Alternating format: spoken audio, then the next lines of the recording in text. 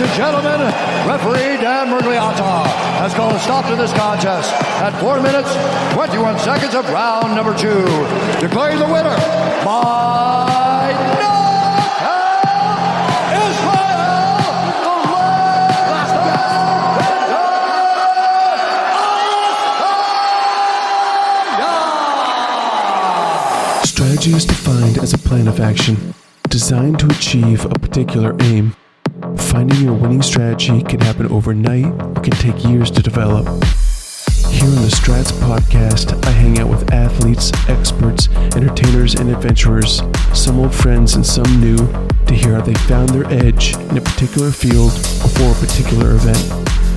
Expect to hear about motivation, personal struggles and successes, and actionable advice for anyone looking to be better today than they were yesterday. My name is Charles Thorp. My work has allowed me to share stories from the best and the brightest.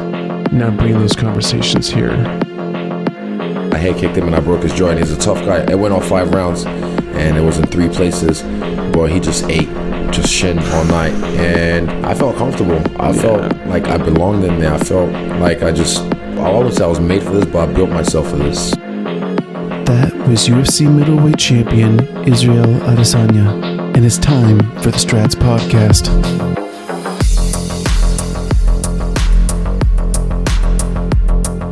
So what was the first fighting style that you studied? So for me, as a kid, Taekwondo.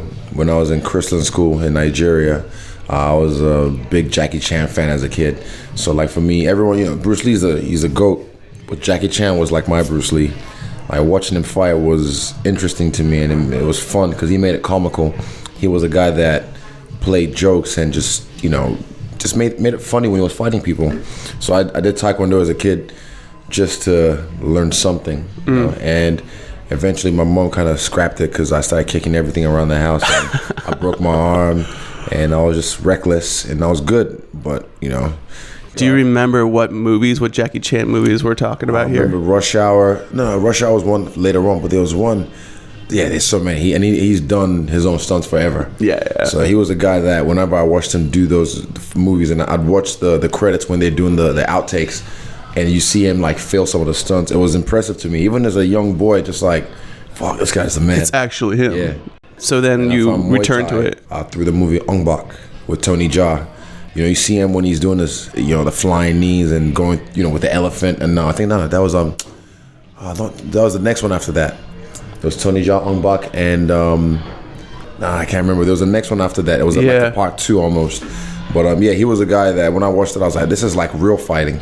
It felt like it could actually happen. So I wanted to try some Muay Thai, and then eventually I found a gym in my local town in New Zealand. I was living at the time, and then within the first 6 weeks, I had my first fight. That's crazy. How'd that first fight go? I won, but I was shitting myself the whole time.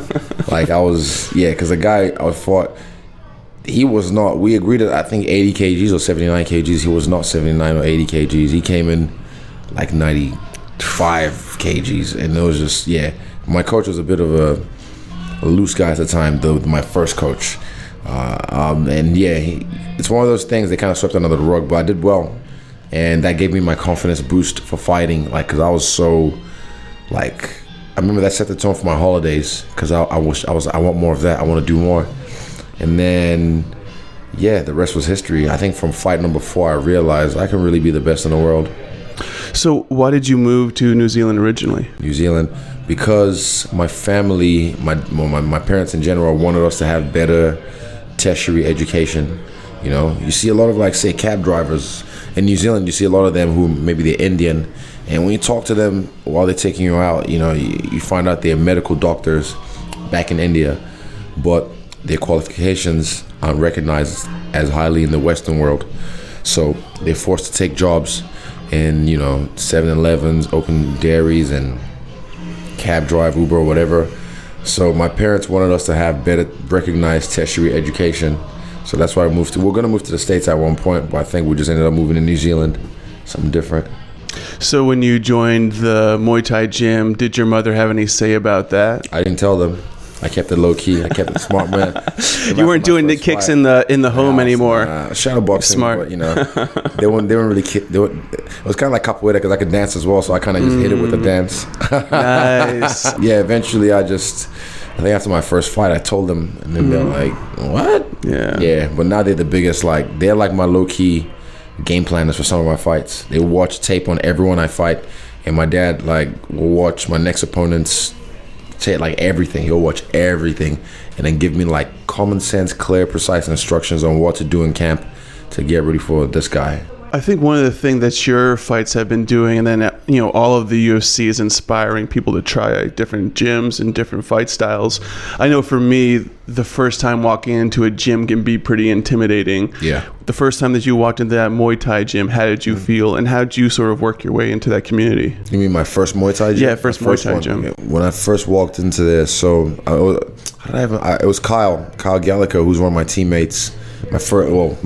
He was one of my old school teammates, one of my friends. He's a 6'9", just big, like lengthy dude. And I met him drunk in town one time. We were just talking MMA, talking some shit. And then he kind of just said, "Oh, come through and get some, train with us." And when I went to that gym, it wasn't actually a gym at the time because they were operating out of a school hall. And I remember the first time my coach at the time held pads, the first time. And I kicked the pads. I remember the look in his eyes, like, "Do it again."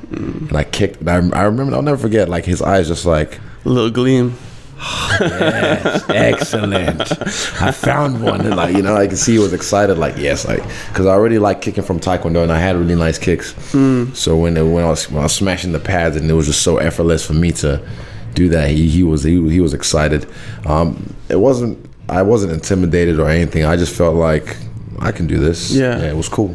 Then you moved to Auckland, right? Yeah, then I moved to Auckland. I eventually, because I was living in Wanganui at the time, eventually I got sick of the town because it was just same shit, same people, same drama, different night, same club, not even club, same pub, on the same weekend. And it's just like, you have to rematch with this guy because you whooped his ass last week. And it's like, oh, God, here we go again. So I felt like, your mind only expands as big as your shell. So, especially at a young age like that. And I wanted to see the world. And I already knew at the time that the coach I was with wasn't the guy who was going to get me to the point that I am now. So I kind of saw that early on because of his antics. And, blessed be to him, but I just have to pull away sometimes and grow. Yeah, absolutely. And how have you found your community now? How have you found your team now? The team now we have is a lot different. And I'll put it this way. Like, you see, I've been around the world. I've trained at lots of gyms. And I've trained with a lot of superstars, quote unquote, and a lot of people, their coach can't tell them, go sweep the mats, and they'll go do it. Or, if they're acting up, shut the fuck up, or crack the whip on them because they're a superstar. And I think in martial arts now, there's respect, but the old school sensei respect is lost a little bit. I'm not talking like all the time bow or all that kind of shit. I'm talking like actual respect for your leaders because, maybe you're getting a little bit more money now. Maybe you're shining now, all this kind of shit. But for me, if my coach right now, Eugene Behrman, if whatever he says, I do. When he tells me to jump, I say how high, how far, how long. It's one of those things that I still keep in the culture with our gym, and we have that. It's just based on love and respect for each other. How did you find him? I found him actually, almost, I think it'll be end of November 2009. I signed up through Facebook for amateur MMA fight, my first one. And the coach I was with at the time, he was a Muay Thai purist, so he was just like, he used to even try to make me fight a certain type of way, like real traditional Muay Thai style. Trying to confine the style. Exactly, and that's the thing I liked about Eugene when he held pads for me, is because he never tried to shape me. He just wanted to mold, what was there and work with what was already there. But so I signed up through Facebook for this amateur MMA fight, and I had like 3 weeks of jiu-jitsu from YouTube that I thought, I can do this. And then, so wait, paint the picture for me. Yeah. You're in your room, sort of training jiu-jitsu by yourself while you're watching YouTube. In our friend's flat.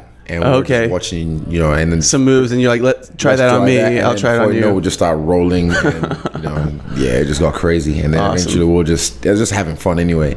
But then a guy that went with me to Auckland for that fight used to train at his gym, and he kind of roped Eugene into cornering me, and Eugene, who normally would never do that, for whatever reason, did that reluctantly because, you know, he doesn't train me, he doesn't know what I'm good at, and I sucked in that fight. I looked like shit because my strike, it was an amateur fight, so I couldn't get punched on the ground, but the guy just took me down. I get back up, he took me down again. I get back up, try and strike, get a few off, he'd slam me on my back, and I'm like, fuck. Yeah. And then he just looked like, never again am I going to do this. So he thought that was the last to see of me. And then February 2010, I just, eventually when I got sick of the town I was in, I just packed everything in my car, and I drove up to Auckland, and I rode up to the gym, and I'm like, here I am. And he's like, oh, you just moved? I was like, yeah. And I think he tried to guide me to say, you know, you can have a look at some other gyms, there's options out here, but I was like, no, I'm good. I like this gym. And then eventually, I think he saw what I could do. He saw the work I was putting in, and he started to say, okay, let's work with what we have. I think also one of the compelling things for me is you guys are fighting all over the world. Yeah. It's crazy. I mean, there was just a fight here in New York City, which I got to witness, but I love traveling to different countries and that experience and sort of enveloping yourself in that experience for a while. For you, what was the first fight you had where you had to travel and sort of build that routine, feel normal in a place? My first fight, my first was in Melbourne, Australia, in Chelsea Heights, and I felt comfortable. And this was a guy as well who was undefeated, so I was probably 5-0. Yeah, I broke this guy's jaw in the first 10 seconds with a kick.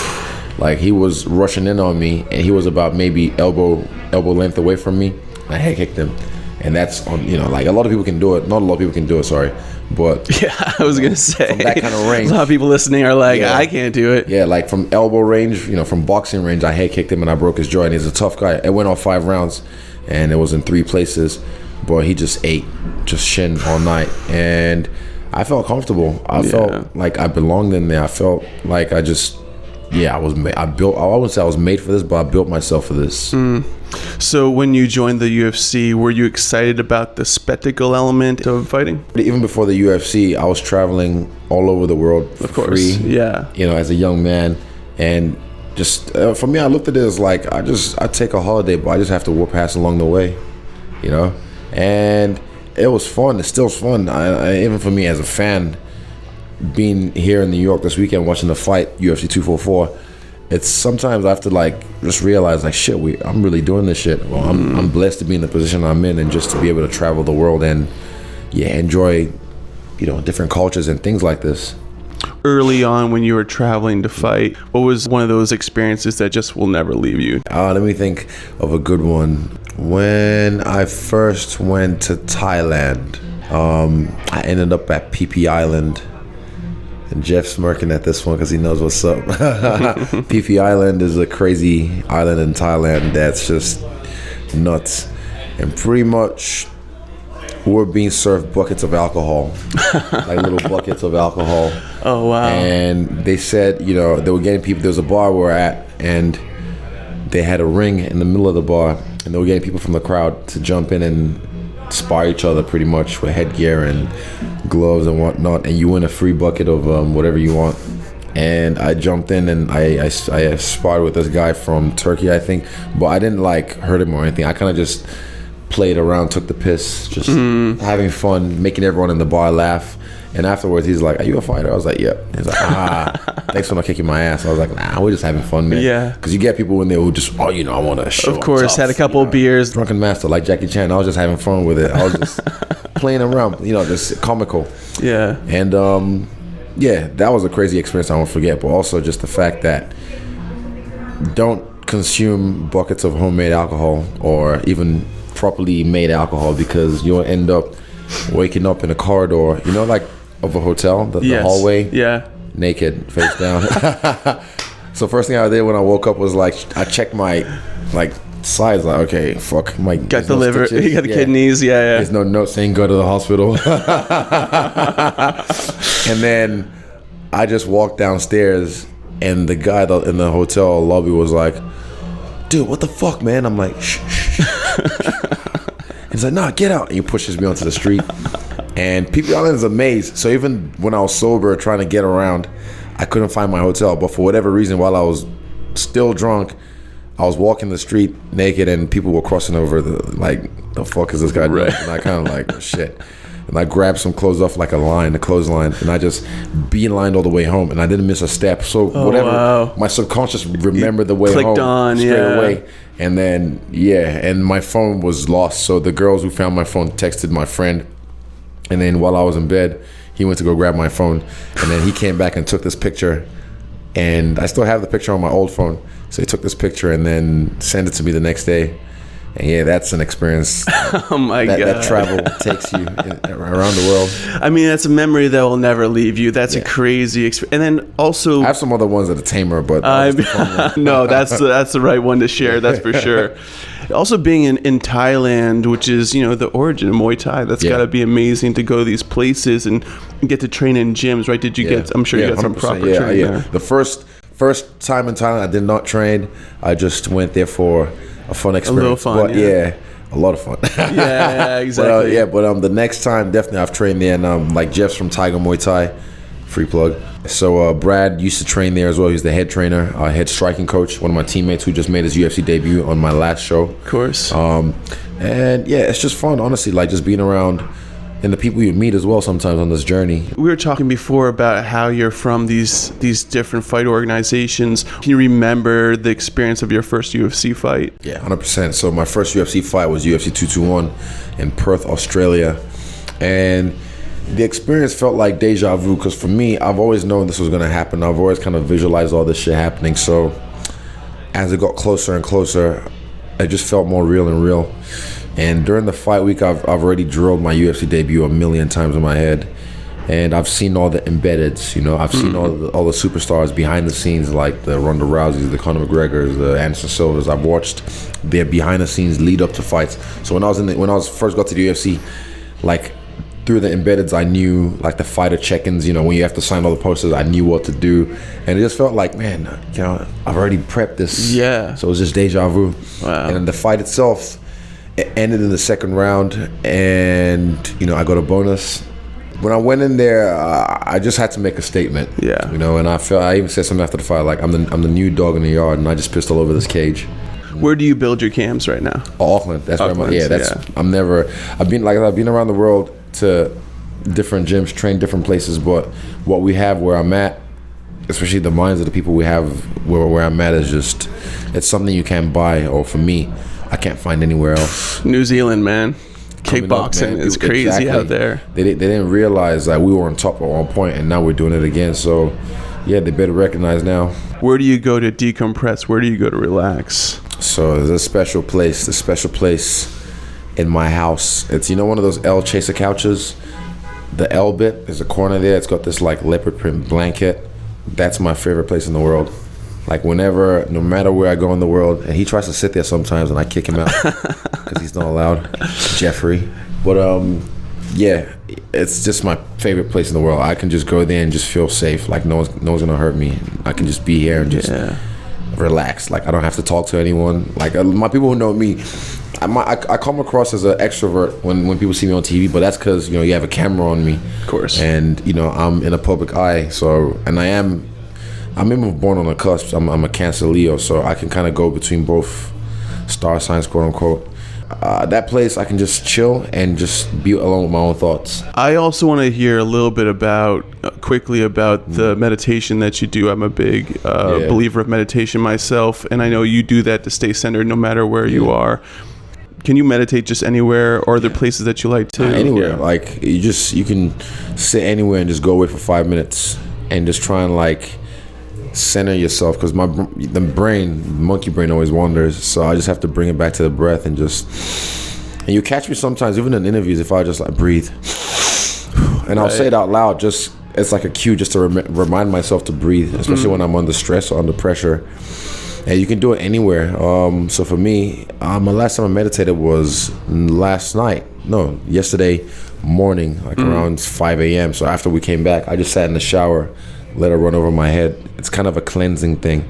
I like a big shower as well, one that you have a lot of space. So I just sat there and just perfect. And just center myself, feel grounded. It's hard to do in New York because you can't find grass. I know, anywhere. man. I know. It's nearly impossible. You find the spots. I've found my spots. Definitely. I will never tell anybody because it's gotta keep that stuff. You don't want, exactly. You got to keep what's in your safe. Yeah. But anywhere in the world, I can meditate and I can just kind of relax and find myself, in balance. Yeah. How would you describe the feeling of walking into the octagon? And when the bell rings, do you feel everyone's eyes, or are you just all I hear is my coaches and my brother as well. He's in the front, with my family, but he's very loud, so I can hear he projects his voice. Kind of like me, like when Eugene fights, I can hear what the corner says, and I just project that, so he hears it, because my voice is distinct. So with his voice as well, I can hear his voice amongst 50,000 people. Wow. When you score that, that perfect kick or that perfect punch, what does it feel like? Is that it? Like, is this your warrior? Is this your guy? It feels like nothing. It feels, it depends. It depends what kind of shot you hit them with. Some of them you feel it through your arms, and some of them you just feel it and it goes right through them. Like, it feels like nothing when it follows through. A lot of fighters like to say that, I just got caught, but I feel like that takes away from the work that your opponent has done. Of course. I'm like, well, if you just got caught, like, quote unquote, then he just got caught like fucking 6 times during that fight. You can't just get caught 6 times. He's been set up the whole time from the jump. I'm interested to hear you talk about how you describe UFC fighting and MMA fighting to people, because for me, I love the sport so much. I respect the sport. I respect the competition. For other people, sometimes they'll see it on the TVs and at a bar or something like that. Oh, just violence, just violence for the sake of violence. How do you describe when someone says, what do you do and what is MMA? How you make them understand. Straight away, like, what do you do? I said, I play sports. And think, what do you play? Combat sports. Oh, what kind? Then I say, I fight for the UFC, or I do kickboxing, or I do MMA.